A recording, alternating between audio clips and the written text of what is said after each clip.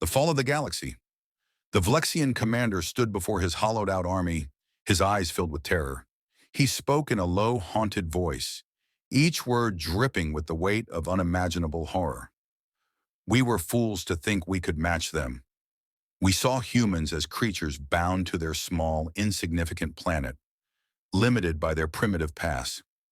We didn't understand what we were inviting into our galaxy until it was too late. He swallowed hard, reliving the nightmare. Their warriors, those so-called Reapers, moved with a brutality and precision we had never seen.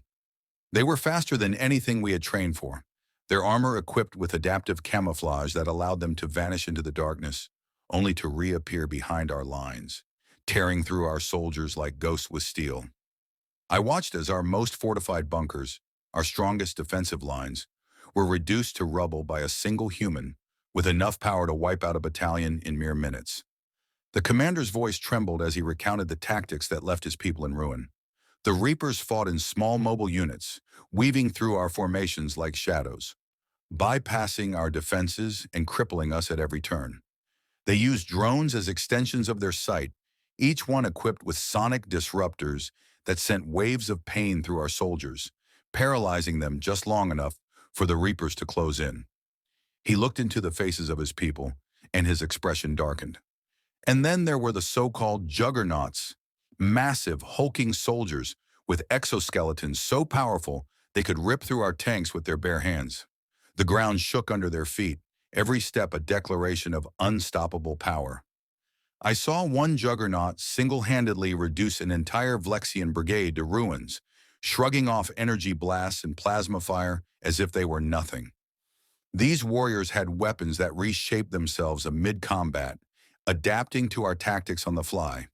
We hit them with our strongest cannons, but their armor absorbed it, converting it to energy they used to fuel their own attacks. He wiped a trembling hand across his face, struggling to continue. And their technology, their ships were like nothing we had ever seen, sleek, agile, and deadly.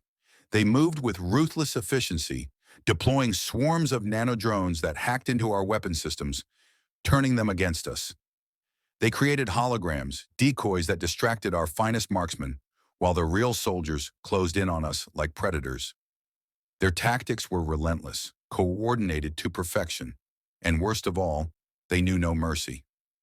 The commander's voice broke as he recalled the devastation. The worst was the orbital bombardment. Our cities, our homes, burned as their ships rained fire from above, targeting not only our military bases, but the very infrastructure we relied on to survive. Water supplies were poisoned, power grids were obliterated, and they left us in darkness, cut off from each other, isolated and afraid. They attacked our very spirit, breaking us down piece by piece until we had nothing left to fight for. He took a shaky breath, his voice a whisper as he faced the remnants of his people. We thought we were strong. We thought we were ready. But the humans brought an unstoppable force.